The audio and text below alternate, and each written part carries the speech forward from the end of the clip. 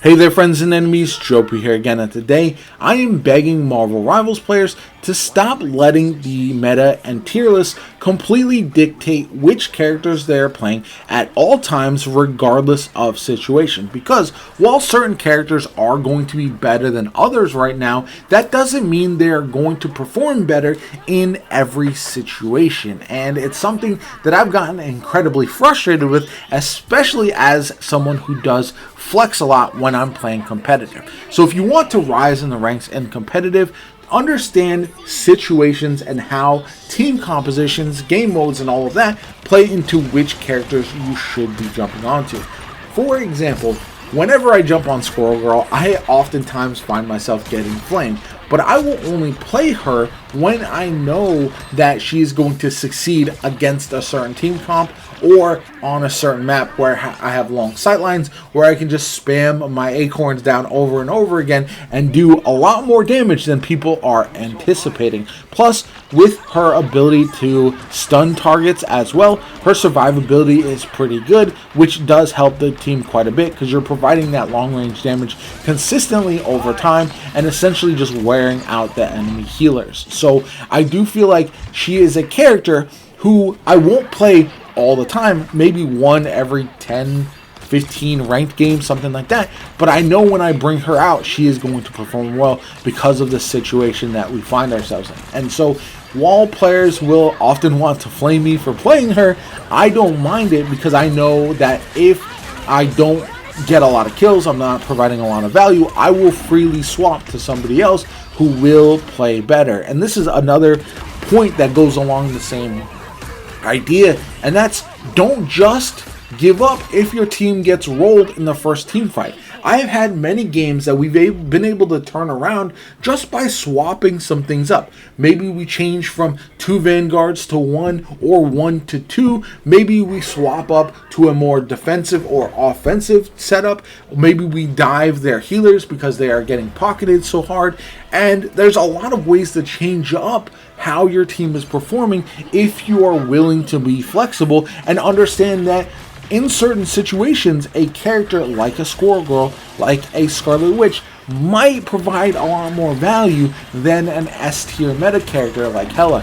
I had a player on my team recently who was absolutely struggling and would only cycle between the current S-tier duelists like Hela and Storm and all those characters, and they just weren't getting any value. So they should be swapping to either a duelist like a Punisher or somebody who will provide value, or maybe even swap to a tank, Vanguard, or a strategist to where they could help out the team a bit more instead of going 4 and 9 and not really adding anything of value. Because if you're a duelist and you're not getting damage, getting picks, then you might as well be playing another class in order to perform better. And that's something that I think people are not aware of. Now, on the opposite end of the spectrum as far as the meta, when you look at the S-tier characters, they're not always going to perform well.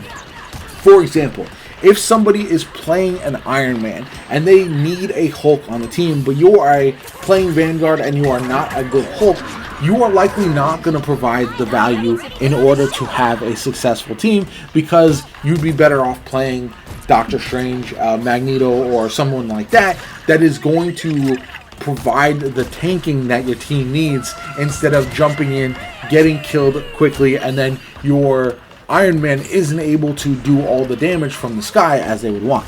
Same thing if you're playing Iron Man and you see the other team has a Hela and a Hawkeye, you may want to consider swapping because you are likely to get picked out of the air pretty consistently. And this is something that, again, players just need to be aware of situations. The refusal to swap despite not performing well is one of the most infuriating things, because oftentimes it could completely change the game, as I have mentioned, and it has done many times. But other times you'll see players are just stubborn. They want to stick with what they know or what they think is the quote-unquote best instead of what's going to work best for them. I see Penny Parker low on a lot of different tier lists, and I understand it. She is situationally good, but in those situations where she can perform very well, her value is S tier in that moment. And so don't get mad if your team is playing Penny Parker if they're having success. If they're struggling, that's when you can kindly ask for a swap, and vice versa.